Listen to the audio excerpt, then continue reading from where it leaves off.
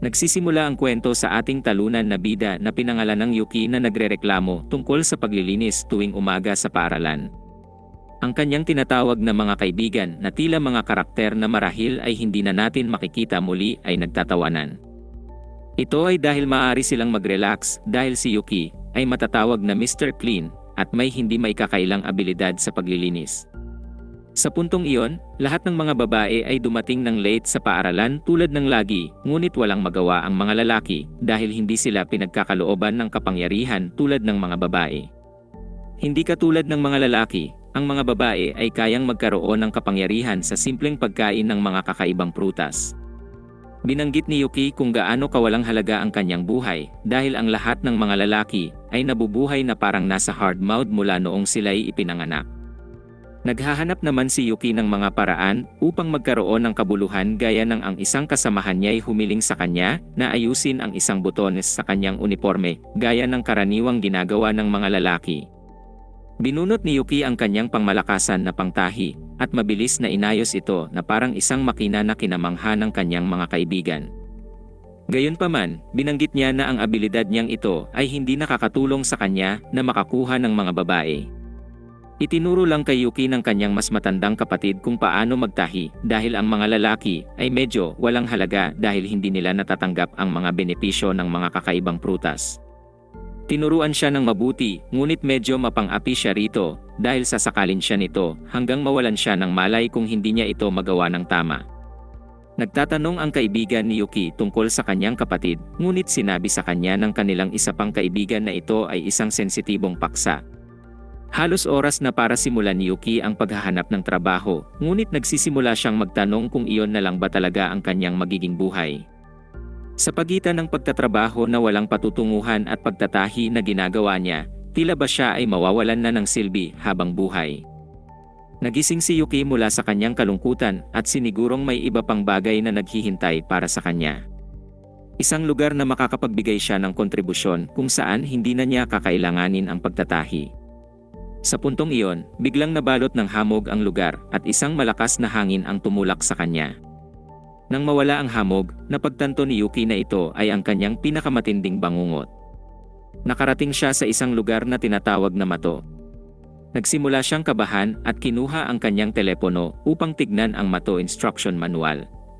Ang Mato ay isang alternatibong dimensyon na maaaring ma-access sa pamamagitan ng mga lagusan. Ang mga ito ay bigla na lamang lumitaw sa buong Japan. Ang pinsala at mga sugat na natamo bilang resulta ng mga halimaw na kilala bilang Shuki na pumapasok sa kanilang mundo o ng mga sibilyan na aksidenteng napupunta sa Mato ay tinatawag na Mato mishaps. Ngunit sa oras na ito ay mas kailangan niyang malaman kung ano ang dapat niyang gawin kaysa makinig sa isang leksyon ng kasaysayan. Kapag ang isang sibilyan ay natagpuan ang kanilang sarili sa Mato, dapat silang manatili kung nasaan sila at maghintay sa Demon Defense Force na iligtas sila. Ang kabadong si Yuki ay balak gawin yon, ngunit isa sa mga nakakatakot na Shuki ay lumitaw upang atakihin siya. Tumakbo si Yuki para isalba ang kanyang buhay mula sa mga halimaw na tila galing sa bleach na palabas, ngunit nakarating siya sa isang dead end at ilang Shuki pa ang lumitaw. Naisip ni Yuki na walang silbi ang abilidad niyang manahi para makaligtas dito, kaya't nagka-ideya siyang itapon ang bato sa nilalang. Hindi na nakakapagtakang wala itong naging epekto, at lalo lang nagalit ang halimaw. Inisip ni Yuki kung ano ang mangyayari sa kanyang katawan kapag siya'y hiniwa ng nilalang. Hindi niya kayang tahiin ang kanyang sarili pabalik, ngunit ipinaliwanag niya na hindi niya nais na magtapos ang kanyang buhay sa ganitong paraan. Walang pakialam ang halimaw sa kanyang pagsamo, dahil ang tanging gusto lang nito ay ang wasakin siya. Ngunit sa di inaasahang pagkakataon, iniligtas siya ng isang babae na nakasakay sa isang Shuki. Sinabihan niyang malas si Yuki dahil agad itong inatake ng halimaw at nagsimulang makipaglaban ang babae sa lahat ng iba pang mga halimaw. Hinati niya ang mga demonyo gamit ang kanyang espada, ngunit nakita niyang ang Shuki na sinasakyan ay nabiyak ang mga braso. Alam niyang ang walang kwentang bagay na ito ay masyadong mahina, kaya't siya na lamang ang nagpatuloy sa pakikipaglaban. Ang kanyang pangalan ay Kyoka, at siya ang pinuno ng ika-7 dibisyon sa Demon Defense Force. Sinabihan niya si Yuki na manatili sa likod, ngunit lalo niyang pinatunayan na wala siyang silbi sa pagsambit na ang mga bagay ay lalong lumalala kada segundo. Kinontrol ni Kyoka ang isa sa mga Shuki sa pamamagitan ng paglagay ng kadena sa lig nito at umalis na sila palayo roon. Kaagad silang hinabol ngunit dumating sina Himari, Ni, at Shoshu upang suportahan ang kanilang commander. Iniulat nila na wala ng ibang mga natirang buhay, kaya sinuri ni Ni ang kanilang paligid muli. Nakita niya na ang isang grupo ng mga halimaw ay mabilis na lumalapit kaya sinabi ni Kyoka na harapin nila ito habang dinadala niya si Yuki sa ligtas na lugar. Agad na nakipaglaban ang mga babae at ginawa ni Himari ang kanyang kamay na parang gatlinggan at pinagbubutas ang mga halimaw. Ngunit hindi pa patalo si Shoshu at ipinakita ang kanyang kakayahan na maging isang higante. Naging malinaw kay Yuki na sa lahat ng mga babae na nagkaroon ng kapangyarihan dahil sa mga espesyal na prutas, ang mga babae na ito ang pinakamahuhusay. Naririnig lamang ni Yuki ang mga chismis tungkol sa Demon Defense Force, ngunit nang makita niya sila ngayon sa aksyon ay talagang namangha siya. Inubos ng mga babae ang mga halimaw at nakita nila na may isang batang lalaki na walang malay. Inisip nila na baka nakabalik na ang kanilang commander sa dorm kaya't nagpasya silang pumunta at suriin kung ang huling lugar ay wala ng panganib bago umuwi. Gumising ang munting bata, ngunit sa halip na magpasalamat sa kanilang pagligtas sa kanya, ay hinanap lang niya ang kanyang kapatid. Sa ibang lugar, makikita na hindi pa nakakabalik ang commander, at siya ay abala sa pagpaalala kay Yuki tungkol sa pinakamahalagang patakaran kapag ang isang sibilyan ay natagpuan sa isang Matomi shop na dapat nilang panatilihing sarado ang kanilang bibig. Bigla silang huminto nang makakita sila ng isang babae, at naalala ni Yuki na nakita niya ito bago siya pumasok sa lagusan. Ang babae na ito ay matututo ng mahalagang aral tungkol sa gravity, ngunit swerteng nailigtas siya ni Kyoka. Masyadong mabagal ang alipin na Shuki ni Kyoka, kaya't kailangan nilang iwanan ito, at siya ay nagsimulang makipaglaban sa lahat ng mga demonyong humahabol sa kanila. Matapang na ipinagtanggol ni Yuki ang babae, ngunit kailangan din siyang iligtas. Agad na nagtayo si Kyoka ng isang barikada at sinabi sa kanila na huwag matakot, ngunit ang mga demonyo ay nagsisimula ng makapasok. Hindi na rin gaanong maganda ang sitwasyon para kay Kyoka at nagsimula siyang mag-isip kung paano siya naipit sa pagkakaroon ng hindi magandang abilidad. Sa isang sulyap sa nakaraan, makikita natin ang ilang mga babae na nagkukwentuhan tungkol sa kanya. Siya ay kilala bilang malakas ngunit ang kanyang kakayahan ay hindi gaanong maganda at tiyak sila na hindi siya magiging Supreme Commander kailanman. Determinado si Kyoka na patunayan sa mga chismosa na sila ay mali at nangako na isang araw ay siya ang mamumuno sa lahat ng mga commander. Nauubos na ang oras at naisip niyang gumawa ng nakakagulat na bagay. Hindi pa niya nasusubukan ang kanyang kakayahan sa isang lalaki kaya't may malaking desisyon siyang kailangang gawin. Sinabi niya kay Yuki na kailangan niya ng isang bagay mula sa kanya upang makatakas sila. Kaya't syempre, ang walang kwentang lalaki ay handang gawin ang anuman para mabuhay. Ngunit hindi niya inaasahan ang sunod na mga pangyayari nang sabihin ni Kyoka na gagawin siya nitong alipin. Ang proseso ay tila may kaunting kapusukan, ngunit sinabi niya sa batang babae na lumayo muna at isara ang kanyang mga mata. Ipinaliwanag ni Kyoka na kung malakas lang sana si Yuki, may pag-asa silang makalabas doon ng buhay. Hindi makapaniwala si Yuki na gusto siyang ipalaban sa mga demonyo, ngunit pinwersa siya ni Kyoka at ipinaalala sa kanya na sinabi niya na gagawin niya ang lahat. Pagkatapos, ipinaliwanag niya na oras na para siya'y lumuhod sa kanya. Ang mga salitang ito ay tumama kay Yuki ng parang isang truck, at sa kabila ng kahit kailan may di pa siya nakakahawak ng babae, kumilos siya base sa instinct. Ibinaba ni Kyoka ang kanyang daliri, at sa hindi maipaliwanag na dahilan ay sinabi sa kanya ng kanyang instinct na dilaan ito. Sa sandaling ang dila niya ay tumama sa kanyang daliri, ang mga kadena ng enerhiya ay pumalibot sa kanya. Ang bumubulusok na kapangyarihan ay lumabas mula sa kanyang katawan at nag-transform si Yuki sa isang kamangha-manghang anyo ng demonyo. Mas mukha siyang makapangyarihan ngayon at namangha si Kyoka na makita na ito ay talagang gumana. Dumating ang iba pang mga babae at nagulat sila na nakita na ang kanilang commander ay ginawa itong alipin. Labis na naging makapangyarihan si Yuki habang hinihiwa niya ang mga halimaw at tila mas maganda pa ang kinalabasan kaysa sa inaasahan ni Kyoka. Si Kyoka ay sumakay sa kanya at iniutos na ipakita sa kanya ni Yuki ang kanyang kakayahan. Nagsimula si Yuki na punitin ang lahat ng mga demonyo gaya ng isang boss na lumilipad sa himpapawid at nilampasan lang ang mga ito na parang wala lang. Nagdagdag si Kyoka ng ilang utos at namangha siya sa bilis ng kanyang galaw. Nagtagpo na muli ang magkapatid, ngunit ang lahat ay nagulat nang magsimulang magdikit ang mga halimaw. Ang lupon ng mga demonyo ay naging isang higanteng halimaw, kaya inutusan ni Kyoka ang iba na umuwi na dahil siya na ang tatapos sa laban kasama si Yuki. Iniutos niya kay Yuki na durugin ang napakalaking demonyo, kaya't sumugod si Yuki sa malaking bato na hawak nito. Iniwasan niya ang lahat ng mga atake nito at hiniwa ang isang bahagi ng katawan ng demonyo. Ang halimaw na ito ay kanyang natalo at ang mga babae na hindi pa pala umalis ay napaisip kung sino ang lalaking ito. Tinapos ni Kyoka ang kanyang abilidad at binalik si Yuki sa kanyang normal na anyo. Tumanggi si Kyoka sa alok ng ibang babae na bumalik sa kanilang tahanan dahil kailangan niyang magkaroon ng napakahalaga at sikretong usapan sa kanyang bagong laruan. Sinabi niya na siya'y nabigla dahil hindi niya inaakala na ang isang karaniwang lalaki tulad niya ay may ganoong kakayahan. Nais niyang gawing permanente ang trabaho nito bilang kanyang alipin, ngunit ang pahayag na iyon ay ikinagulat ni Yuki. Pero bago ang lahat, may mahalagang kondisyon sa kanyang kakayahan. Walang pag-aatubili nang bigla niyang halikan si Yuki.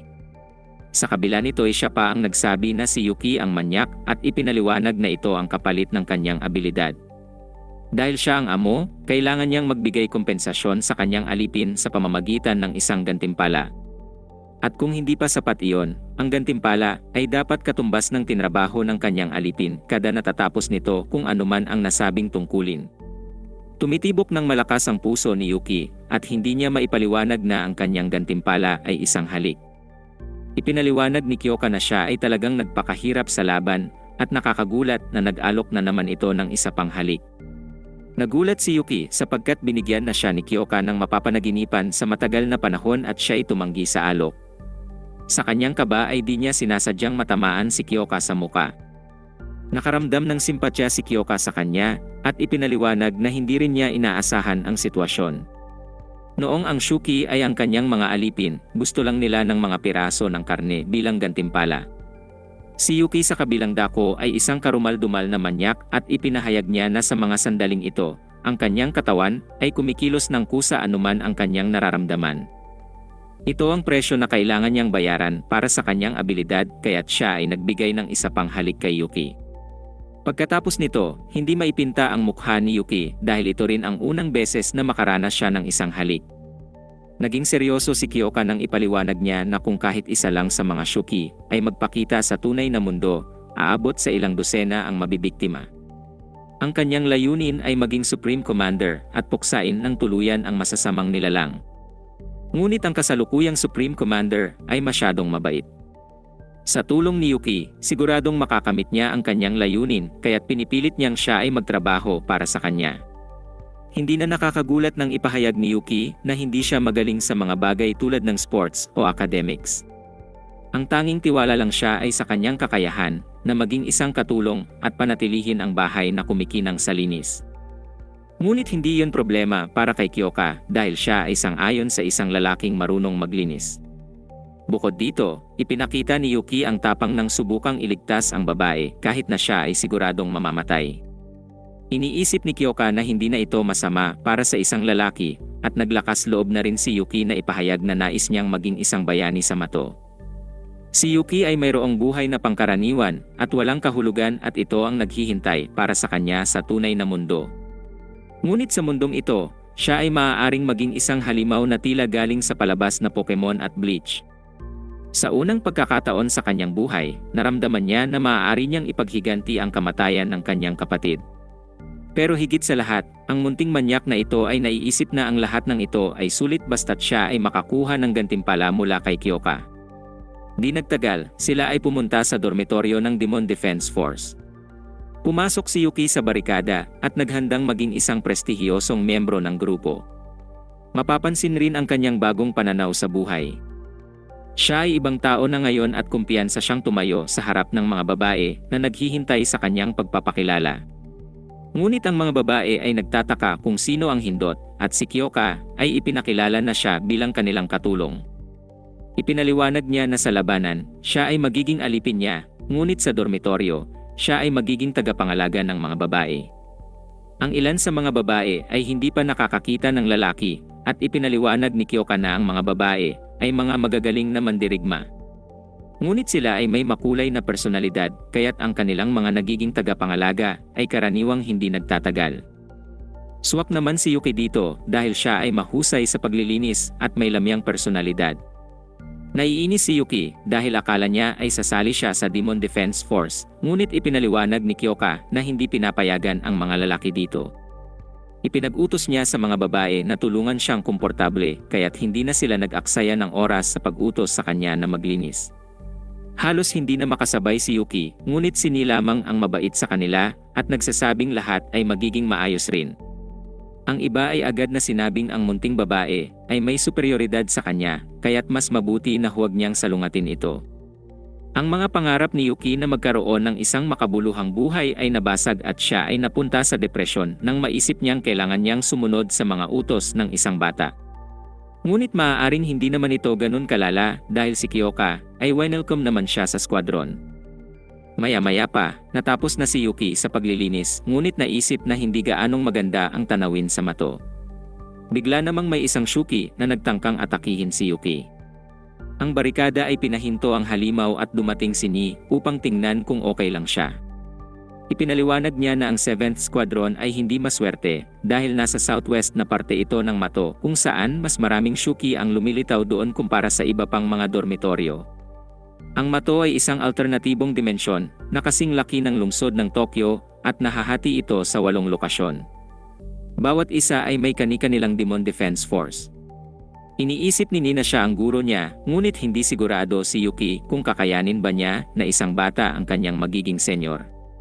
Binaliwala ito ni Yuki sa sandaling iyon habang nag-iisip kung dapat bang may gawin sila tungkol sa Shuki na nandoon. Ngunit ipinaliwanag ni Nina ito ay maliit lang at pwede nila itong baliwalain. Hindi sumasang-ayon si Himari sa kanya at pinaulanan ito ng bala gamit ang kanyang Gatling gun. Nagalit si Yuki na halos tamaan siya, ngunit ipinunto ni Himari na kung gusto niya siyang tamaan ay matagal na siyang tadtad ng bala. Inutusan siya ni Himari na simulan ang pagluluto ng hapunan at pinaalala sa kanya na nandoon lamang siya dahil kay Kyoka. Nagsimulang isipin ni Yuki na ang pagiging katulong ay talagang nakakainis at may kakaibang pakiramdam siya na para bang may ibang tao.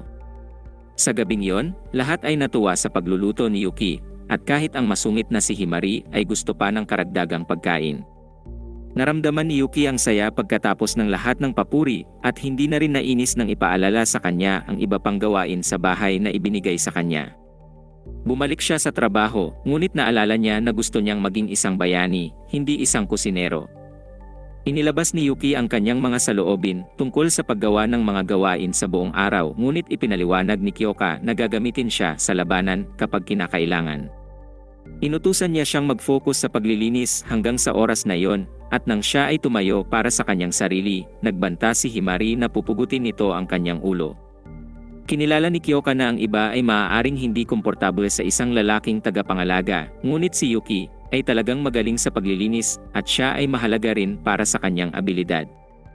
Hiniling niya sa kanilang lahat na maging mabait sa kanya, at sinabihan siya na huwag mag-alala dahil buburahin niya ang kanyang pagkalalaki kung gagawa siya ng anumang mali. Sa gabing iyon, si Shoshu na bumalik sa kanyang maliit na anyo, ay inakalang nahuli niya si Yuki na naninilip sa isa sa mga babae, kaya't nagbanta siyang sasabihin niya ito sa commander.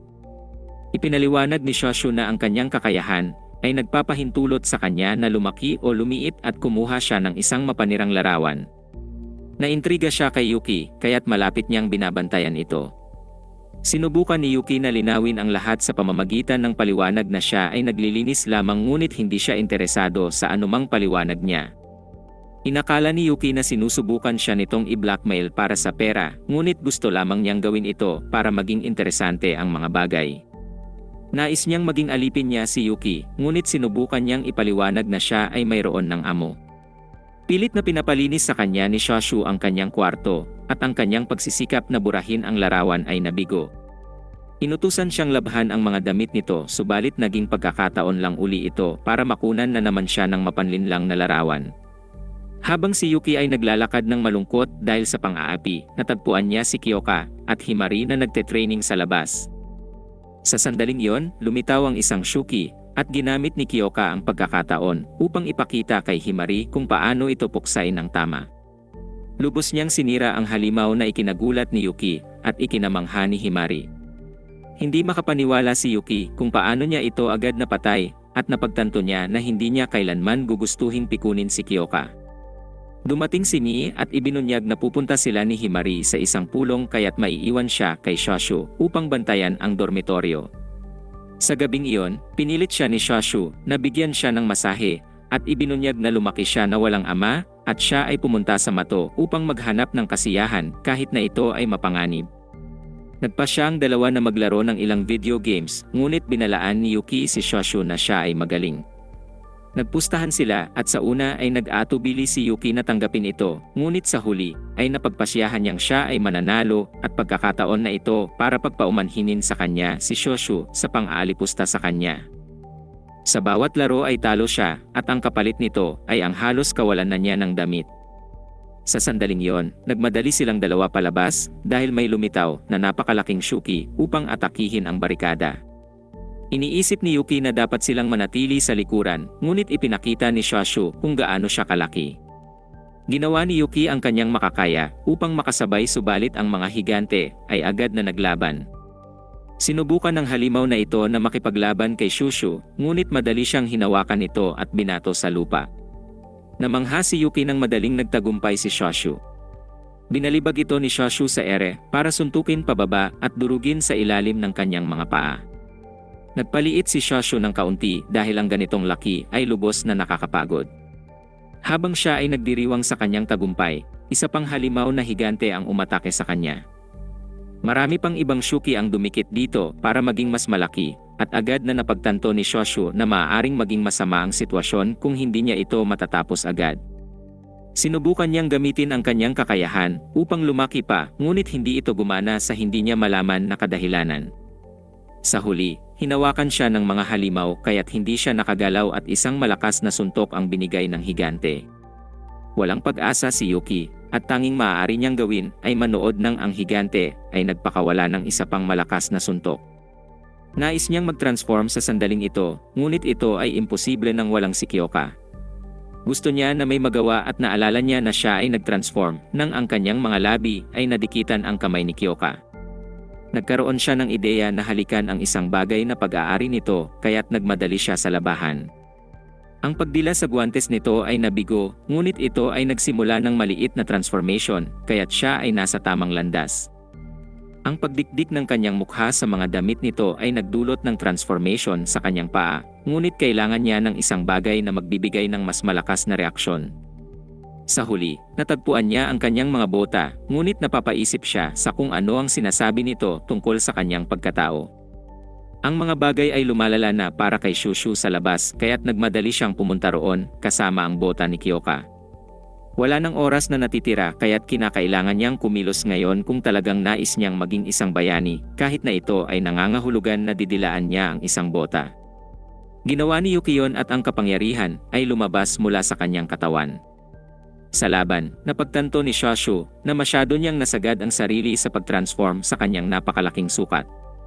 Hindi makikitaan ng panghihina ang halimaw subalit napagtanto ni Shoshu na di magtatagal ay babalik na ang kanyang katawan sa normal nitong sukat.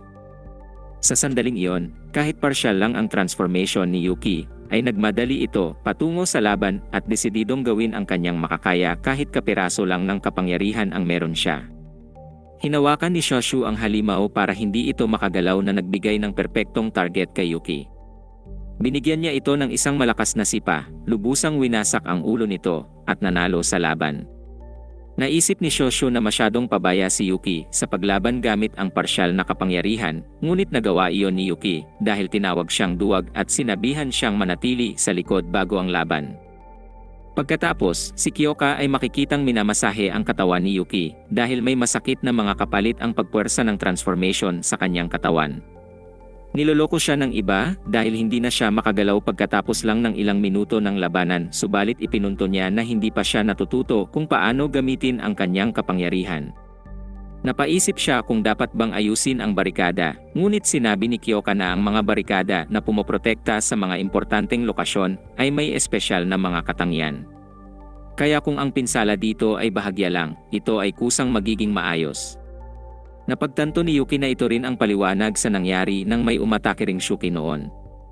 Bumalik si Kyoka sa pagmasahe sa likod ni Yuki, ngunit ito ay napakasakit at nagtataka siya kung ito na ang kanyang gantimpala para sa pagprotekta sa dormitoryo.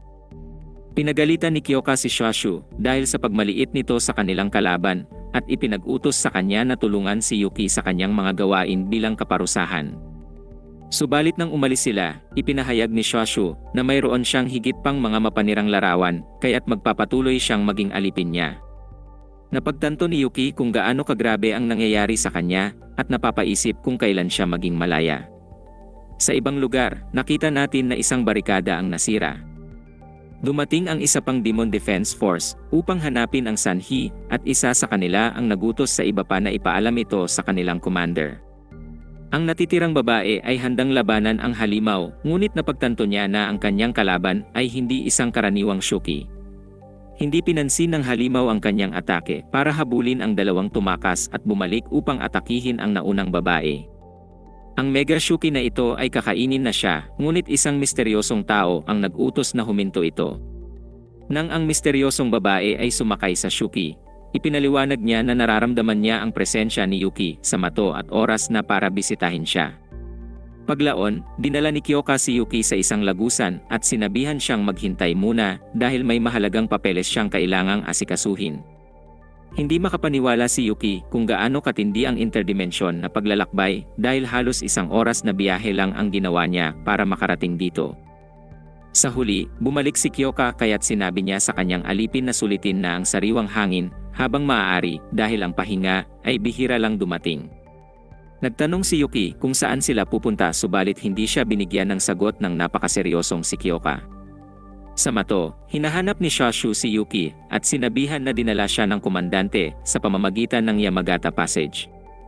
Siya ay medyo nagulat sa una, ngunit naalala na ang araw na ito ay isang malungkot na petsa.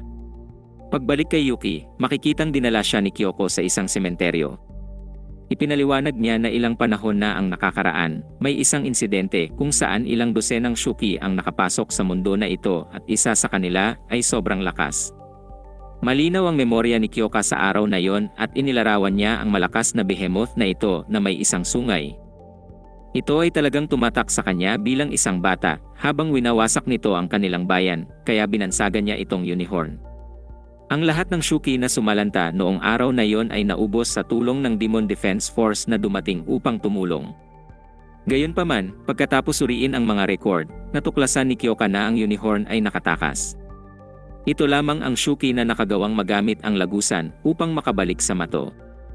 Ang unicorn na ito ay buhay pa at si Kyoka ay galit na sinabing maghihiganti pa siya sa ginawa ng malakas na demonyo. Ipinapangako niya na lilipulin niya ito at nais ni Kyoka na siguruhing handa si Yuki para sa araw na yon. Ito ang dahilan kung bakit dinala niya ito sa sementeryo sapagkat nais niyang ipakita rito ang lahat ng mga tao na kanyang ipaghihiganti. Pagkatapos, dumating na ang oras na kailangan na nilang bumalik sa mato, ngunit gusto ni Yuki ng kaunting pahinga. Nagtingin si Yuki ng ilang review at natutunan na sikat ang isang cafe malapit dito dahil sa kanilang mga parfait. Ipinaliwanag ni Kyoka na mas mahalaga ang pagbalik sa mato, ngunit madali siyang nakumbinsi sa isang larawan ng nakakatakam na parfait. Nagulat si Kyoka sa pamimilit ni Yuki, subalit mas nababahala pa rin siya para sa mato. Inilantad ni Yuki na nawalan siya ng kanyang kapatid sa isang mato mishap, kaya naunawaan niya kung ano ang nararamdaman ni Kyoka. Sinabi ni Yuki kay Kyoka na hindi siya magkakaroon ng pagkakataon para sa paghihiganti kung siya ay laging pagod. Dito lalong napagtanto ni Kyoka ang pagiging mapilit ni Yuki. Nasarapan naman si Kyoka sa parfait, at dahil sa kanyang mga ngiti ay naalala ni Yuki ang kanyang kapatid. Palagi silang magkasundo at lagi siyang hinihikayat nitong matuto ng mga bagay tulad ng pagluluto at paglilinis. Biglang may natanggap na emergency call si Kyoka mula sa mato. Hindi man ito banta sa buhay, ngunit tila may seryosong pangyayari na nagaganap. Biglang natapos ang kanilang pahinga at pinag-transform ni Kyoka si Yuki. Dahil sa kanyang anyong demonyo ay mabilis silang nakabalik at ginantimpalaan siya ni Kyoka dahil parte talaga ito para gumana ang kanyang kapangyarihan. Sa pulong, sinabihan si Kyoka na may nadiskubring bagay sa mga pagpapatrol. Isang crater sa lupa ang lumitaw malapit sa kanila kasama ang malaking bilang ng Shuki. Nagulat si Yuki nang makita ang daan-daang Shuki sa isang radar. Kahit si Kyoka ay namangha dahil hindi pa niya naranasan ang ganitong pangyayari dati. Ginamit ni Ni ang kanyang kakayahan upang ipakita na ang mga Shuki ay hindi umaalis at tila nagtatayo ng kanilang sariling pugad. Ang paglinis sa lahat ng mga Shuki na ito ay isang malaking gawain para sa kanilang squadron at ginanahan si Yuki. Idineklara ni Kyoka na 3 sasakyan ang kanilang gagamitin at nagulat si Yuki nang malaman niyang itinuturing siyang isa sa mga sasakyan na iyon. Mas mabilis na nakaalis si Yuki kumpara sa iba at tinawag siyang isang mabangis na hayop dahil doon. Dumating sina Yuki at Kyoka sa crater at inisip ni Yuki kung gaano kasaklap kung mayroong malaglag doon kasama ng mga Shuki. Gusto niyang simulan ang paglipol sa kanila, ngunit sinabihan siya ni Kyoka na hintayin ang kanyang signal. Nagsimula ng umatake ang iba at ipinaliwanag ni Kyoka na kung ang mga Shuki ay maglabasan, magiging mas madali ito kaysa kung isa-isa nila itong gagawin. Matibay ang mga Shuki, ngunit simple lang ang kanilang estilo ng pakikipaglaban. Kaya hanggat sila ay nananatili sa kanilang estratehiya, imposible silang matalo sa mga Shuki. Sinabi ni Kyoka kay Yuki na maging handa dahil magsisimula sila sa kanilang pag-atake kapag ang isang malaking Shuki ay umabot na sa pinakamalaking sukat nito.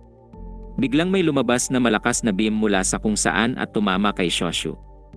Sa pagtingin sa pinanggalingan nito, napagtanto niyang ito ay isang unicorn na halimaw. Agad itong nakilala ni Kyoka at kinumpirma na ito ang unicorn na sumalakay sa kanilang bayan. Winasak nito ang kanilang truck at ang babae na nakasakay sa unicorn ay nagpahayag na siya ay sumali sa pagdiriwang. Nagulat si Himari na nakakapagsalita ang babae dahil inakala niyang ito ay isang halimaw na kinainis ng nasabing babae. Nagpakawala siya ng malaking atake, ngunit nakayanan itong pigilan ni Himari sa pamamagitan ng pag-transform ng kanyang braso bilang isang shield. Subalit ang atake ay sobrang lakas at nasira ang shield ni Himari at nasugatan siya ng malakas na beam. Agad kumilos si Yuki at Kyoka para sa isang atake at nagawa nilang itaboy ang unicorn. Nasiyahan ang babae sa kanilang lakas, ngunit galit na galit si Kyoka sa muli nilang pagtatagpo ng unicorn. Natuwa ang babae na may palayaw sila para sa demonyo at nagulat si Yuki sa nakakatakot na anyo ng halimaw na sumira sa bayan ni Kyoka. Lahat sa kanilang grupo ay nasa masamang kalagayan at sinabi ni Kyoka na magpakilala ang babae. Ang babae na ito ay nagpapaliwanag na siya ang mortal na kaaway ng Demon Defense Force at nagulat si Kyoka nang maglabas ito ng isang espesyal na prutas. Nagtanong ang babae kung nakita ba ni Kyoka ang kanyang nakababatang kapatid, ngunit hindi ito sinagot ni Kyoka. Ginamit ng babae ang prutas bilang distraksyon para sa isang sneak attack, ngunit napigilan ito ni Yuki. Gumamit ang doon ng kombinasyon ng mga galaw, ngunit wala itong epekto sa babae. Ipinaliwanag ng babae na ang kanyang nakababatang kapatid ay palaging sumusunod sa kanya noong bata pa sila, ngunit sa sandaling siya ay nagkaroon ng edad, naging pilyo ito. Nang nagiging lamang na ang babae sa laban, ipinaliwanag niya na ang pagtanda ng kanyang kapatid ay nangangahulugan lang na maaari na niyang simulan na turuan ito ng magandang asal. Hindi maipaliwanag ni Yuki kung ang babae ay isang Shuki o hindi, ngunit sigurado siyang malaki ang pagkakaiba nito sa ibang kalaban na kanyang nakaharap. Naghahanda na ang babae na sabihin ang pangalan ng kanyang kapatid, ngunit natigil ito ng lahat ng mga Shuki na kakaunti na lamang ay nagtipon upang maging isang napakalaking higante. Ang babae ay hindi makapagsalita sa galit dahil sa insidente, at dahil dito ay naalala ni Yuki ang kanyang kapatid. Galit na galit ang babae na naabala habang nagsasalita tungkol sa kanyang kapatid at siya ay agad na sumugod sa higanteng hayop. Pinakain ng babae ang mga labi ng demonyo sa unicorn at ngayon lang napagtanto ni Kyoka na siya siguro ang pinuno ng mga Shuki. Nadismaya ang babae dahil malinaw na wala silang alam tungkol sa mato at madali itong nakaiwas ng atakihin siya ng ating bida. Ipinaliwanag niya na ito ay isang mundo na puro sumpa at ihiniwalay si Kyoka kay Yuki gamit ang isang atake. Namangha ang babae dahil si Kyoka ay may malakas na Shuki at napasa kamay niya ito. Si Yuki ay natakot na siya ay dudurugin ng babae tulad ng ginawa nito sa higante, ngunit ang babae ay nagulat. Napagtanto niya na siya ay hindi isang Shuki. Lalapitan niya pa sana ito nang maitulak siya ni Kyoka palayo. Kumilos si Kyoka upang atakihing muli ang babae, ngunit napigilan ito ng unicorn. Nakataka sila, ngunit galit na sinabi ni Kyoka na bumalik ang mga duwag. Nagpadala na si Kyoka sa galit dahil kung gusto nilang tumakas mula sa kanya, gagawin niya lang rin ang eksaktong ginawa ng unicorn sa lahat ng mga tumatakas niyang kababayan. Nanumpa siyang dudurugin ang mga ito, ngunit nang lumingon siya para hanapin si Yuki, nakita niyang abala ito sa pagtulong sa kanilang mga kagrupo. Nilunok ni Kyoka ang kanyang pagmamataas at sinabi kay Yuki na ang kaligtasan nila Himari at Shoshu ang kanilang prioridad kaya't atras muna sila ngayon. Pinagsisisihan ni Kyoka na nagpadala siya sa kanyang galit dahil ngayon ay naisip niyang halos nailagay nito sa panganib ang buhay ng kanyang mga kasamahan. Nang bumalik sila sa dormitoryo, ipinaliwanag ni Kyoka na ang mga sugat ng kanilang grupo ay mababaw lang at gagaling rin agad sa susunod na araw. Ang gantimpala ng werdong ito ngayon ay ang pagiging basahan at natakot si Yuki sa mga naiisip niyang kamanyakan. Humingi ng paumanhin si Yuki sa pagpapalagpas sa unicorn, ngunit hindi ito sinisisi ni Kyoka dahil mas mahalaga ang kanilang kaligtasan. Pinaninindigan niya na ang babae marahil ay bagong uri ng Shuki. Hindi siya makapaniwala na isa sa mga halimaw na ito ang ngayon nakakaintindi na ng kanilang salita at siguradong ang balita na ito ay ikakagulat ng mundo. Ginulat naman siya ni Yuki nang ipaliwanag nito sa kanya na tila kamukha ng kanyang kapatid ang babae. Mayroon din itong kakaibang reaksyon nang makita ang kanyang mukha. Pero duda si Kyoka dahil hindi maaaring maging ganoon kalakas ang isang tao. Bukod pa dito, wala pa siyang naririnig na ang isang tao ay naging Shuki. Habang nagluluto, napapaisip pa rin si Yuki kung kapatid niya nga ang babae. Ang problema ay hindi niya maunawaan kung paano ito nakaligtas o kung bakit kinakalaban nito ang Demon Defense Force. Wala siyang ideya kung ano ang gagawin kung makita niya ito ulit, ngunit kailangan niyang bumalik sa realidad at tapusin ang pagluluto. Inutusan siya ni Nina lumuhod bilang kanyang senyor at sinuntok siya nito sa mukha sa paglalagay ng buong grupo sa panganib. Nang ito ay nailabas na, nauunawaan niya na ginawa ni Yuki ang lahat upang protektahan ang grupo at sinabi niya sa kanya na siya na ang mag-aasikaso ng hapunan upang makapahinga siya. Tumulong pa rin siya sa pagluluto at nagpa siya na mamaya na isipin ang tungkol sa misteryosong babae dahil may trabaho siyang kailangang gawin ngayon. Sa ibang lugar, natuklasan natin na ang pangalan ng babae ay Aoba. Biniro siya ng kasamahan dahil sa mga sugat na kanyang natamo, ngunit ginamot rin siya agad ng kanilang healer na si Coco. Sigurado si Aoba na ang halimaw na kanyang nilabanan ay ang kanyang kapatid na si Yuki, ngunit ang iniisip niya ay kung paano ito nagmukhang Shuki. Ang akala niya ay hindi pinapapasok ang mga lalaki sa Demon Defense Force, ngunit sa kabila nito, natuwa siya sa kanilang munting pagkikita. Pagkatapos maligo, aksidenteng nakapasok ng banyo si Yuki habang nandun si Himari kaya't handang-handa na itong tapusin ang kanyang buhay. Ngunit bigla na lang nagbukas ang isang lagusan at lumabas ang dalawang babae. Ang isa ay ang commander ng pang-anim na dibisyon na si Izumo at ang isa ay ang kanyang tinyente na si Azuma. Labis ang interes nila kay Yuki na unti-unti nang sumisikat, ngunit inutusan ito ni Azuma na tawagin si Kyoka. Pinuri ni Izumo si Kyoka sa pagkakaroon ng isang alipin na magaling gumawa ng kape. Nagpadala ng mensahe ang Supreme Commander tungkol sa paglitaw ng mapanirang humanoid Shuki, kaya dumating si Izumo upang talakayin ito. Karaniwang kanya-kanya ang pagkilos ng magkakaibang squadron, ngunit mula ngayon, maigi na maging mas malapit sa isa't isa ang buong Demon Defense Force. Ininsulto ni Azuma si Himari sa pagkawala nito ng malay habang nakikipaglaban sa humanoid Shuki. Tinawag niya itong duwag at sinabing hinahatak nito ang reputasyon ng kanilang pamilya sa putikan. Sinabi ni Azuma kay Himari na sumuko na sa pangarap nito at bumalik na lang sa kanilang bahay kasama siya. Pero ang katotohanan na ayon na rin kay Izumo ay ang humanoid Shuki ay talagang malakas. Sumang-ayon si Kyoka at naunawaan kung bakit pinagtitipon silang lahat.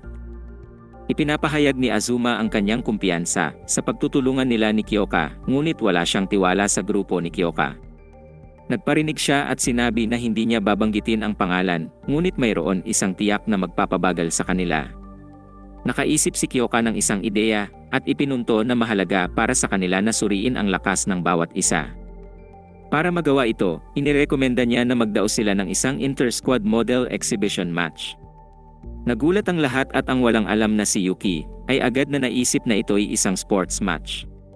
Pero mabuti at itinama siya ni Ni at ipinaalam sa kanya na ito'y isang paligsahan ng lakas, kapangyarihan sa pagitan ng mga squadron.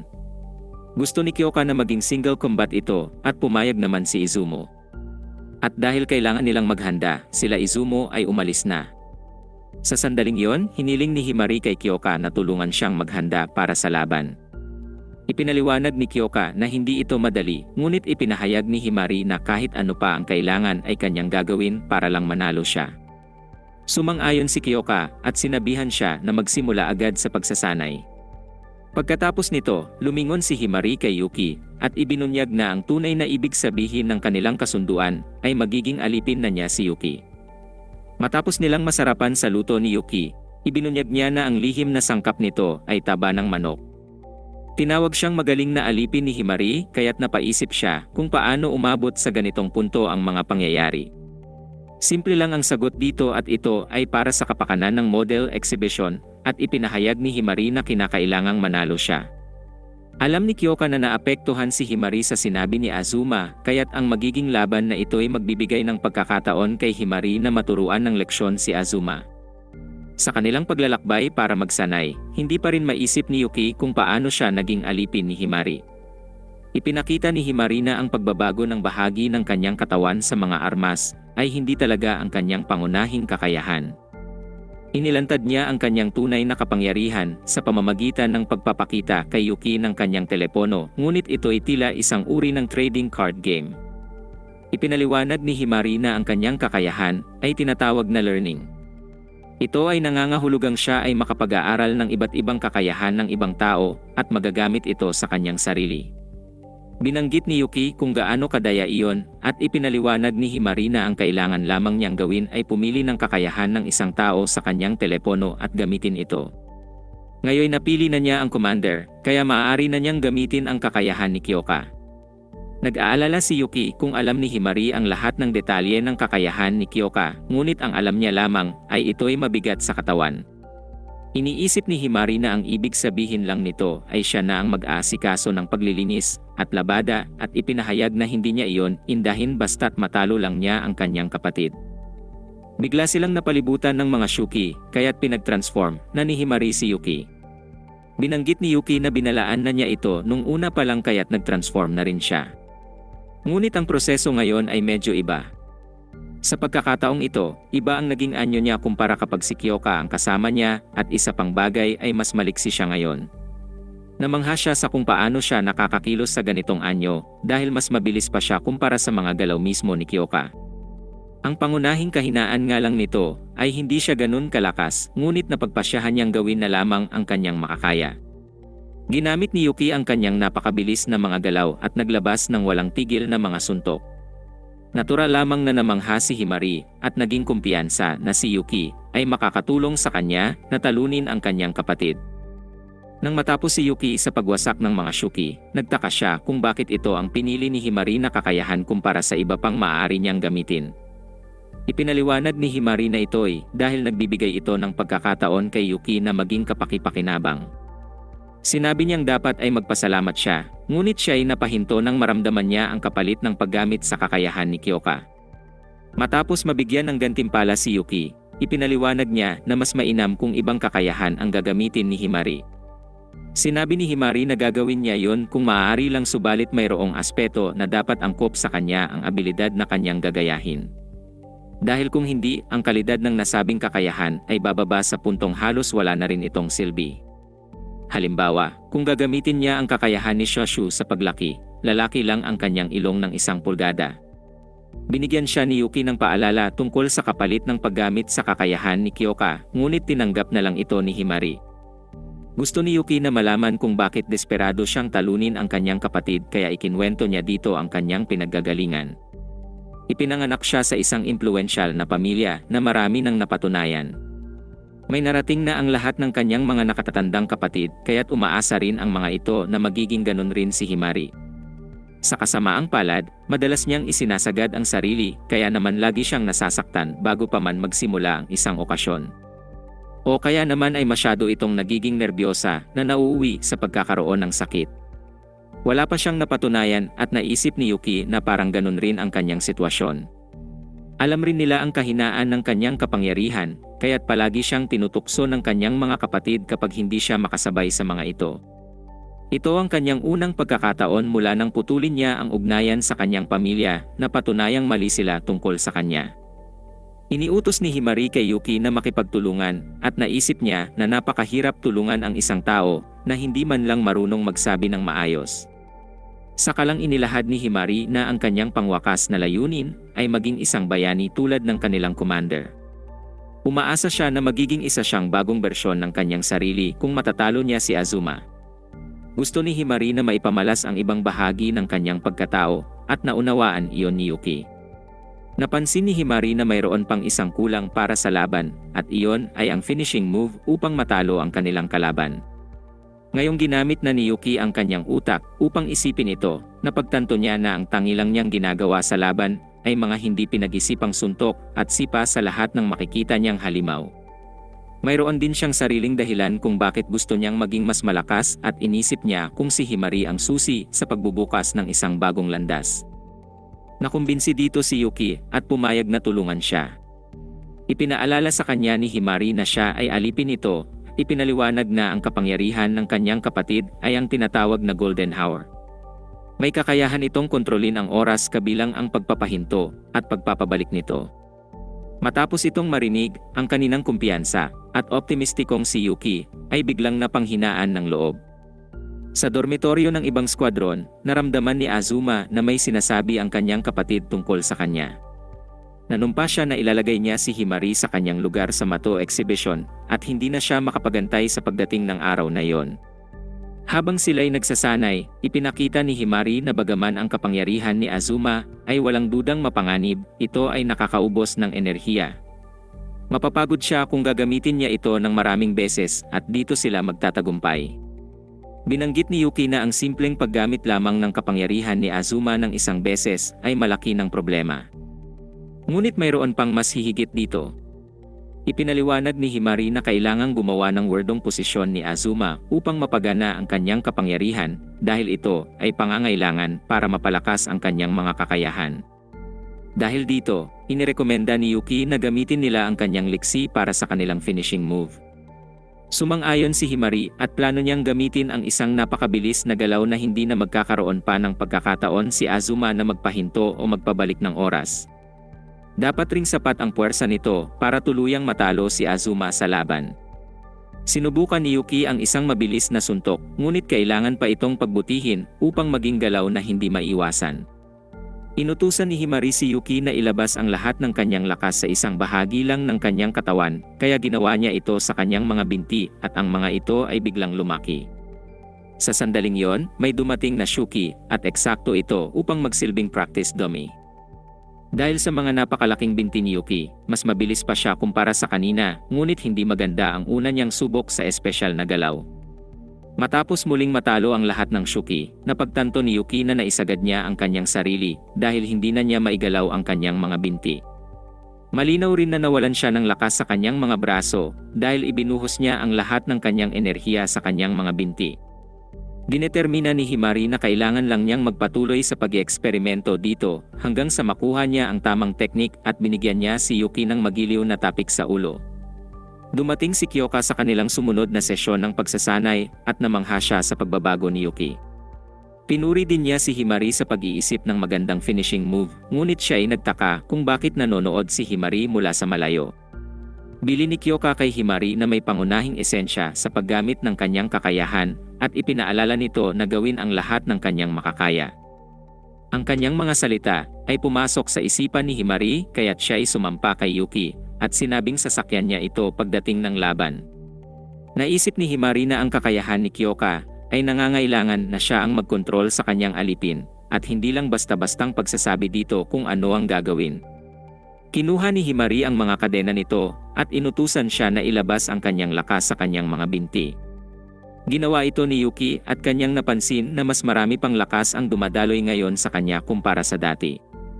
Iniutos ni Himari na durugin ang unang Shuki na kanilang nakita at madali itong nagawa ni Yuki.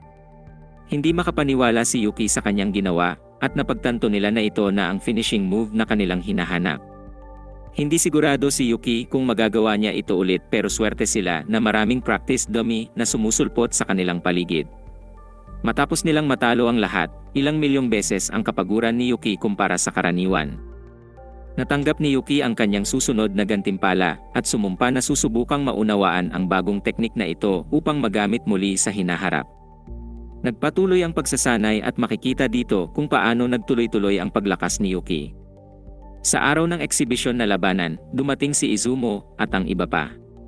Nakita ni Azuma na may plano si Himari, ngunit may pagdududa sa kanyang isipan dahil hindi siya naniniwala na kaya itong gawin ng kanyang kapatid. Medyo kinakabahan si Himari, ngunit dumating si Yuki upang sabihin na malapit nang magsimula ang laban. Nakita ni Yuki na naapektuhan si Himari kaya't sinabihan niya itong huwag mag-alala at ipinaalala ang lahat ng kanilang pinaghirapan. Bumalik ang kumpiyansa ni Himari at sinigurado niya na sila ay magtatagumpay. Nang handa na ang lahat sila ay sumulat ng kanilang mga pangalan para ang babae na nagngangalang Gina ay magamit ang kanyang abilidad. Ito ay nagbibigay sa kanya ng kakayahan na lumikha ng isang barikada sa pamamagitan ng pagguhit ng linya sa lupa na gumagana bilang boundary. Tanging ang mga nakalista lang na pangalan ang maaaring makapasok dito. Bukod pa rito, anumang pinsala na nakuha sa pakikipaglaban sa loob ng barikada ay magagamot. Si Gina ang magiging referee at tuwang-tuwa siya na makakakita siya ng aksyon mula sa Demon Defense Force. Hindi man lahat ay naniniwala na ang kapangyarihan ng espesyal na prutas ay nakabatay sa natural na ugali at pag-iisip ng isang tao, si Gina ay naniniwala dito. Dahil dito, siya ay nasasabik na makita ang kapangyarihan ng lahat. Kayang panatilihin ng barikada ni Gina ang lakas ng libu-libong Shuki at umaasa rin sila sa kanya para hatulan ang mga laban. Halata kay Yuki na si Gina ay isang tagahanga ng Demon Defense Force, ngunit ibig sabihin nito ay galit siya sa mga lalaki. Si Ni ay hindi isang mandirigma kaya ang trabaho niya ay mag-cheer sa kanyang mga kasamahan sa squadron. Agad-agad, ang round 1 ay magsisimula na sa pagitan ni Himari at Azuma. Ang patakaran ay kung sino ang unang sumuko o mawalan ng malay ay matatalo. Ang mga sugat ay gagamutin kaya't inaasahang ibibigay nila ang lahat sa laban. Plano ni Azuma na ibalik si Himari sa kanilang tahanan kapag siya ay nanalo, ngunit ipinaliwanag ni Himari na hindi na siya ang dating tao noon. Ipinahayag niya na siya ang mananalo at pinagtransform na niya si Yuki. Ayon kay Azuma ay hindi niya hahadlangan ang isang tagapag-alaga na gamitin ang kanyang aso sa laban kaya't wala siyang problema sa pagsali ni Yuki sa laban. Nang handa na ang pareho, nagsimula na ang laban. Nagsimula si Azuma sa pagbibigay babala sa kanyang kapatid, ngunit bago pa man niya matapos ang kanyang sinasabi, siya ay bigla ang naghabol ng hininga mula sa mabilis na atake ni Yuki. Wala siyang kaalam-alam kung saan ito nanggaling, ngunit tinipon niya ang kanyang kamalayan at ibinalik niya ang oras ng 5 segundo. Bumalik ang oras sa simula ng laban, ngunit nadarama ni Himari na si Azuma ay unti-unti nang napapagod. Mabuti na lang at may plano sila para sa sitwasyon na hindi matapos ang laban sa isang atake. Handa si Azuma na alamin kung ang kanilang unang atake ay tsamba lang at naisip niyang tila hindi napapansin ni Himari na ang kanyang kakayahan sa pagmanipula ng oras ay lumakas pa. Pinunto ni Azuma na ang mga batang kapatid ay hindi kailanman maaaring manalo sa mga mas matanda at dito'y pinakita ang kanyang kakayahan na kung tawagin ay prime time. Hindi binigyan ni Himari ang kanyang kapatid ng oras at inutusan si Yuki na gumamit ng napakabilis na galaw. Nakayanan ni Azuma na gamitin ang Golden Hour upang ibalik ang oras ng 5 segundo pabalik bago mangyari ang huling atake. Sa sandaling pumasok sila sa saklaw ng atake ni Azuma, pinahinto niya ang oras sa loob ng 5 segundo. Sa kasamaang palad, napansin niyang lumabas sila sa kanyang saklaw at nagsimula ng mapagtanto ni Azuma na sila ay nagpapalit na ng taktika. Natuwa si Himari na makitang nasayang ng kanyang kapatid ang kanyang kakayahan, kaya't sinasabi niya kay Yuki na sundin ang plano. Nagulat ang mga tagapanood nang makita si Yuki na kumikilos ng mas mabilis kaysa sa isang bala, at naging malinaw na sinusubukan ni Himari na lituhin si Azuma habang sila'y tumatakbo ng paikot-ikot. Naramdaman ni Yuki kung gaano kadeterminado si Himari na manalo, at pinanindigan niyang dapat siyang makatulong para matalo nila si Azuma. Dinagdagan ni Yuki ang kanyang bilis at ang kanilang grupo ay natuwa at lalo pa silang sinuportahan. Kumuha si Azuma ng isang espesyal na baril na maaari lang gamitin sa mato, ngunit masyadong mabilis si Yuki sa anyong ito. Lalo pang nairita si Azuma, ngunit masaya si Yuki dahil nagagawa nilang lituhin ito gaya ng kanilang plano. Natuwa si Izumo habang nanonood dahil naging maganda ang laban. Iniisip ng lahat na ang paglilingkod ni Yuki ay para lamang kay Kyoka, ngunit malinaw na ngayon na siya ay maaaring maging alipin rin ng ibang amo. Sa paglalaban ng dalawa, nagulat si Himari nang makita ang determinasyon ni Yuki sa pakikipaglaban para sa kanya. Hindi niya inaasahan na magsusumikap ng ganito si Yuki, kaya't naisip niyang dapat siyang humingi ng paumanhin dito para sa mga oras na tinrato niya ito ng hingi maganda. Gayunpaman, una nilang dapat magawa ay ang manalo sa laban. Iniisip ni Himari na si Azuma ay maaaring gumamit ng Golden Hour anumang oras. Pero sa kabila nito ay kailangan niya munang gawin ang mga wordong posisyon para dito. Sa sandaling nakita nila na nagsisimula na siya sa posisyon, magpapasya sila kung sila'y aatak o aatras. Higit pa rito, alam nila kung gumamit na siya ng kanyang abilidad depende sa kanyang kinikilos. Kung bigla siyang magmukhang pagod, patunay ito na pinabalik niya ang oras. At kung hindi, kailangan lang nilang umiwas. Sa kanilang pag-iwas sa mga bala, sinabi ni Himari na maaari lamang magamit ni Azuma ang kanyang kakayahan ng ilang beses dahil ito ay nakakaubos ng enerhiya. Kung magagawa lang nilang ipaaksaya ito sa kanya, tiyak na mananalo sila. Alam na ni Azuma kung ano ang iniisip ni Himari at natuklasan niya ang kanyang estratehiya. Dahil dito, nagpasya siyang gamitin ang kanyang natatanging abilidad.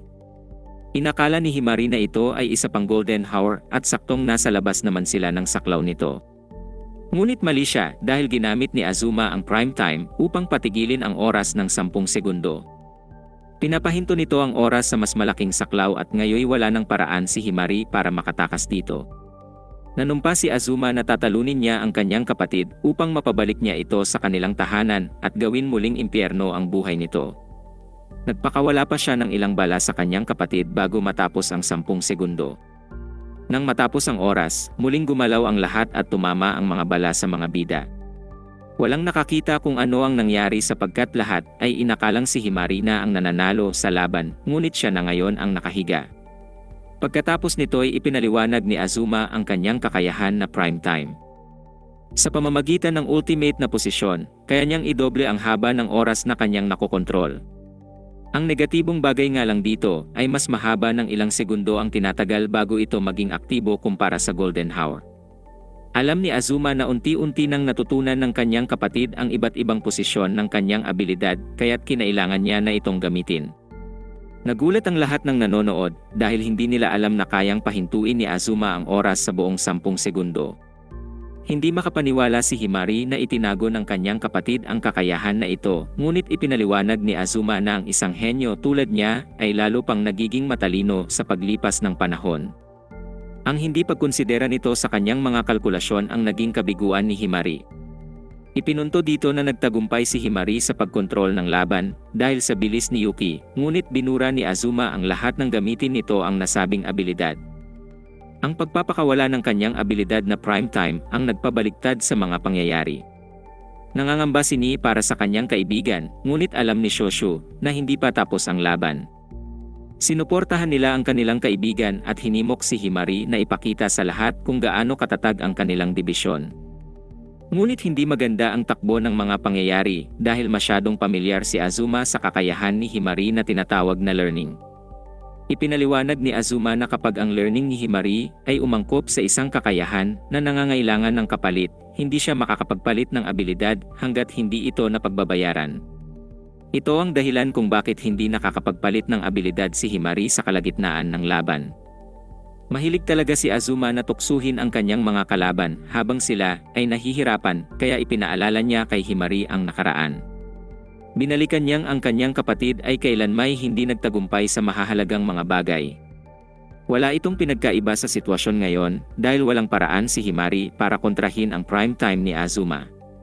Iniutos ni Azuma na sumuko na si Himari at nagsimula ng mag-alinlangan si Himari kung ang mga bagay ay magiging tulad uli ng dati.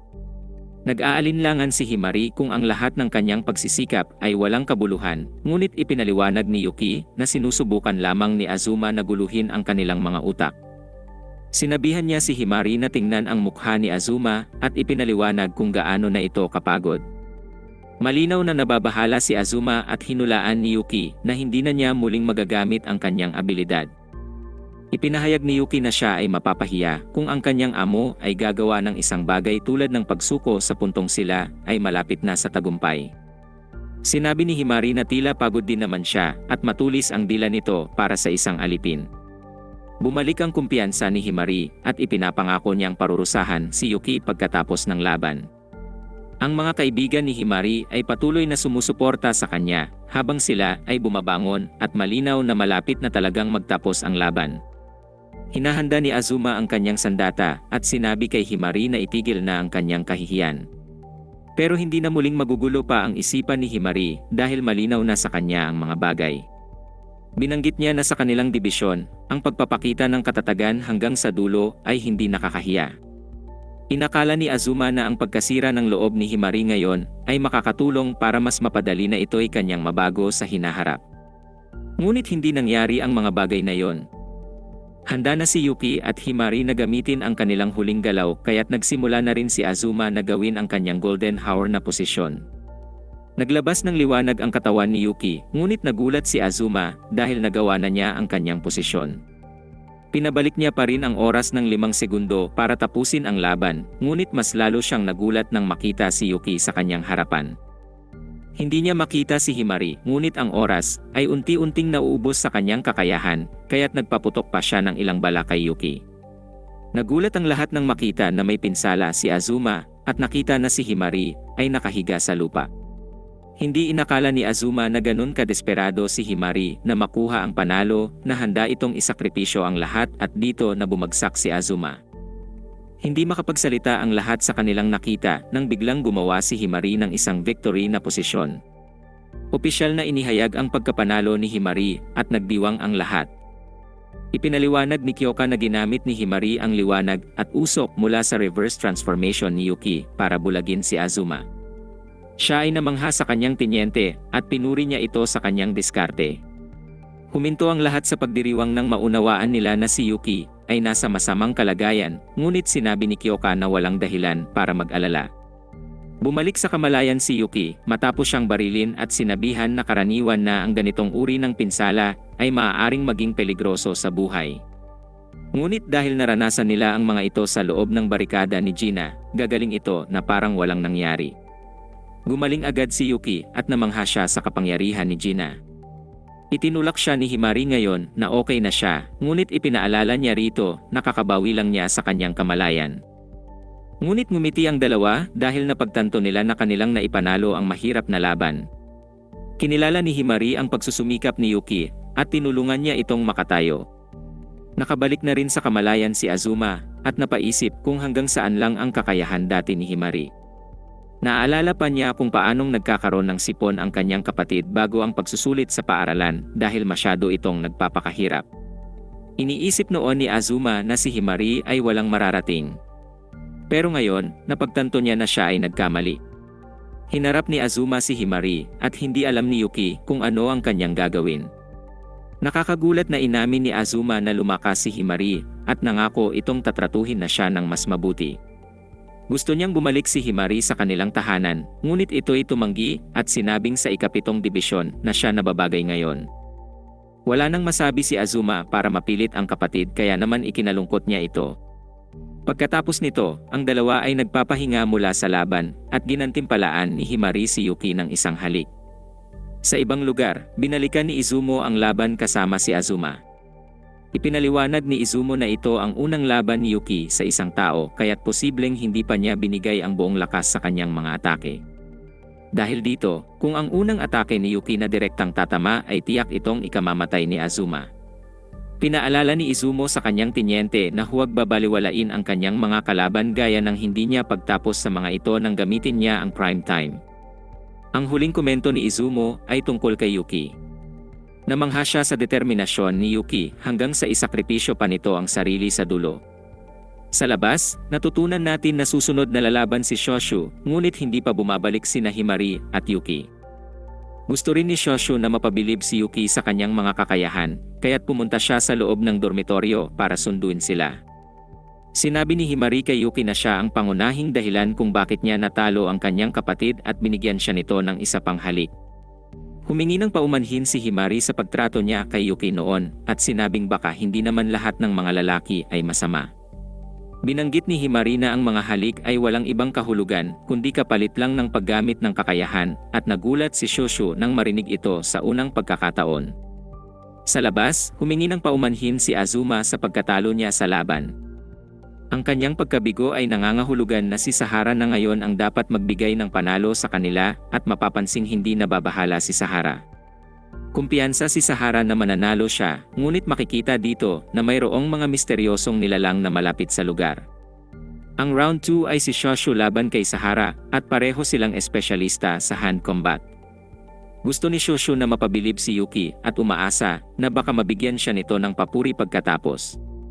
Para sa pagkatalo, ang tungkulin na ni Azuma ngayon ay maging isang cheerleader at nangako si Sahara na gagawin niya ang kanyang makakaya para manalo. Nagdesisyon ang dalawa na ipagpaliban muna ang paggamit ng kanilang mga abilidad kaya nagsimula ang kanilang laban sa matinding hand combat. Agad na pinabagsak ni Shoshu si Sahara sa lupa, ngunit sa huli ay nagawa ni Sahara na supleksin siya pabalik.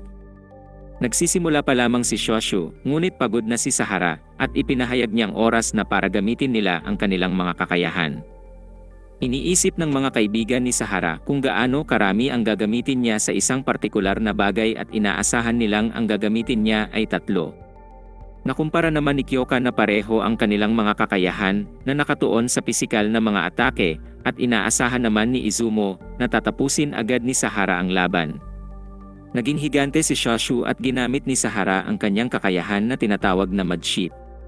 Pagkatapos niyang sabihin ang salitang 3, umiwas siya sa isang atake at ipinahayag na ang papel ay mananalo laban sa bato at sabay na inatake si Shoshu sa kanyang malaking mukha. Ang abilidad ni Sahara na Mudship ay nagbibigay sa kanya ng kakayahan na pataasin ang kanyang lakas sa eksaktong haba ng oras na kanyang inilalahad bago pa man niya ito gawin. Mayroon itong minimum na 1 minuto at maksimum na 60 minuto. Kapag mas maigsi ang oras na sinabi niya ay nagiging mas malakas siya. Gayunpaman, mayroon itong mandatoryong cooldown na 3 minuto. Nakakonekta ng ilang atake si Sahara at ipinunto niyang ang malaking sukat ni Shoshu ang dahilan kung bakit madali siyang gawing target. Nakatama pa ng matinding suntok si Sahara at nag-alala si Shoshu na baka mabigo siya sa harap ni Yuki. Gusto ni Sahara na sumuko na si Shoshu, ngunit ipinaliwanag ni Shoshu na nagsisimula pa lang siya. Namangha si Sahara sa ugali ni Shoshu at hindi rin maipaliwanag ni Shoshu kung bakit siya sobrang determinado. Sa pagtingin sa nakaraan, ipinakitang hindi interesado si Shoshu sa pag-ibig sa isang lalaki. Mas gusto niya ang mga bagay na kapanapanabik at naisip niyang magiging masaya ang pagsali sa Demon Defense Force sa Mato. Sinabi ng kanyang mga kaibigan na mauunawaan rin niya ang halaga ng isang relasyon balang araw at ngayoy nais na niyang panoorin siya ni Yuki habang nakikipaglaban kay Sahara. Minungkahi ni Sahara na bawasan ni Shoshu ang kanyang sukat para siya'y mas maging maliksi, ngunit ito ay tila hindi masaya para kay Shoshu.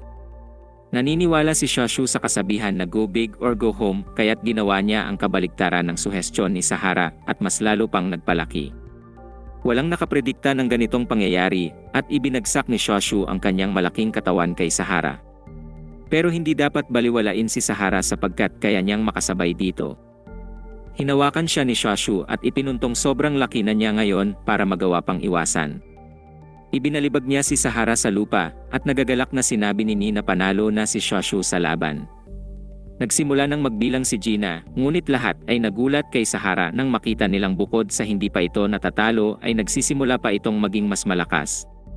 Pinaliwanag ni Azuma na kapag nawala si Sahara sa kamalayan, habang aktibo pa ang kanyang kakayahan, ang kanyang mataas na killer instincts ang magsisimulang kumontrol sa kanyang katawan. Atakihin niya mapakaaway man o kakampi dahil ito ang kapalit ng ganito kalakas na kapangyarihan.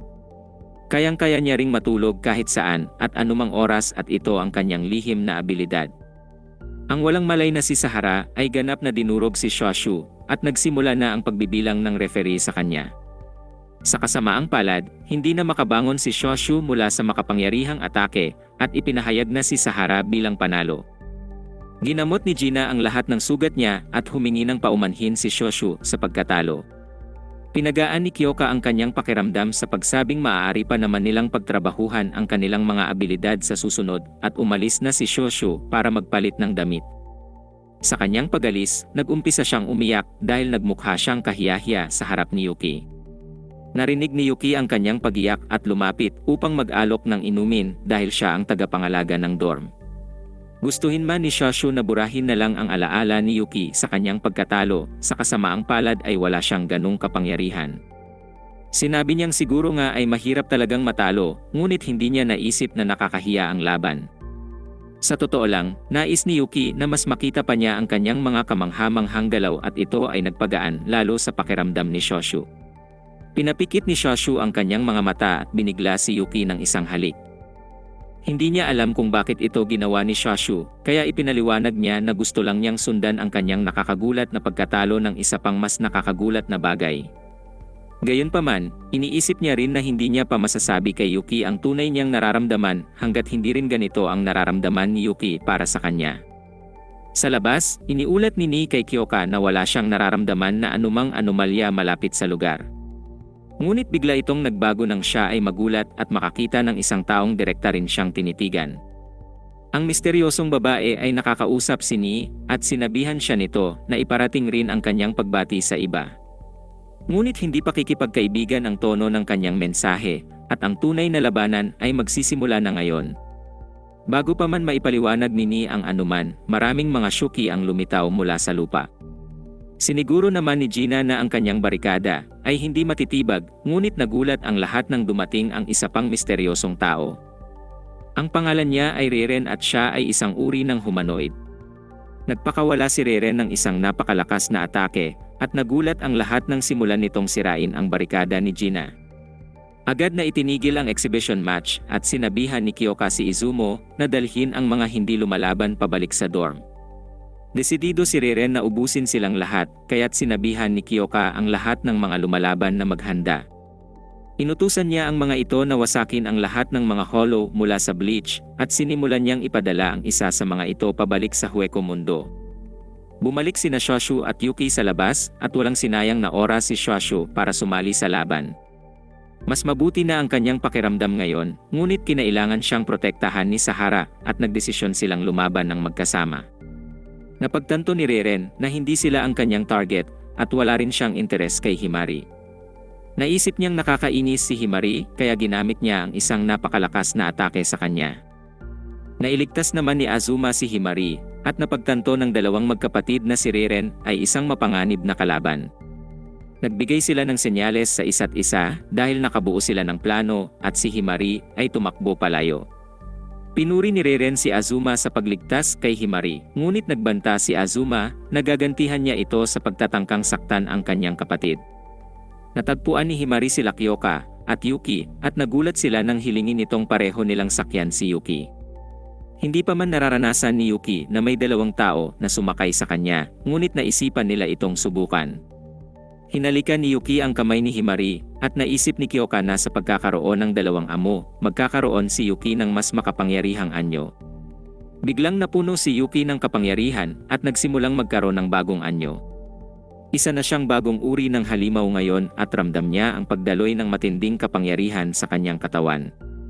Panahon na upang ipakita kung ano ang kayang gawin ng kanyang bagong anyo at sigurado si Yuki na maaari niyang gayahin ang galaw na ginamit ni Aoba sa kanila. Inipon ni Yuki ang kanyang enerhiya at nagpakawala ng isang napakalakas na atake. Ang mga babae ay hindi makapaniwala sa kung ano ang kayang gawin ng pagkakaroon ng dalawang amo, ngunit kumpiyansa silang kaya na nilang ubusin ang lupon ng Shuki sa paligid. Nangangamba si Himari para sa kanyang kapatid, ngunit sinabihan siya ni Kyoka na huwag mag-alala dahil kasama nila si Izumo. Sa ibang lugar, iniulat naman ni Ni kay Izumo na mayroong dalawang karagdagang humanoid. Bumalik si Izumo sa laban at tumangging masapawan ng ika-7 squadron. Nagreklamo si Gina na hindi niya makita ang laban, ngunit hindi na ito maiwasan dahil ang dormitoryo ang may pinakamalakas na barikada. Para itong torture para sa kanya, ngunit pinayagan siya ni Ni na kumonekta sa kanyang isipan upang mapanood ito. Nakita nila dito ang pagwasak ni Kyoka sa ilang mga halimaw kaya naman todo rin ang suporta ni Gina sa lahat. Hindi maaaring talunin ang Shuki gamit ang mga normal na sandata. Ang tanging paraan lang upang matalo sila ay gamit ang kakayahan mula sa espesyal na prutas at paggamit sa mga sandata na may espesyal ring kapangyarihan mula sa natatanging prutas na ito. Pero ang tanging eksepsyon dito ay si Kyoka. Siya ay nagsanay sa itaas ng banal na bundok upang maperpekto ang kanyang sariling estilo ng pakikipaglaban na nakakadurog ng mga halimaw. Dahil sa matinding pagsasanay ay nakamit niya ang abilidad na kinakailangan upang talunin ang mga Shuki nang hindi umaasa sa kapangyarihang nakuha niya mula sa prutas. Ito ang dahilan kung bakit siya naging isang commander, at siya ngayon ay nasa pinakamalakas niyang estado. Malapit rin doon, makikitang ginagamit ni Azuma ang kanyang kakayahan na manipulahin ang oras upang umiwas sa mga atake ni Reren. Nagulat si Azuma sa matinding kapangyarihan ng mga humanoid na ito, at sa huli, siya rin ay naging biktima ng isa sa mga atak nito. Pinunto ni Reren na hindi magagamit ni Azuma ang kanyang abilidad kung wala ang kanyang braso.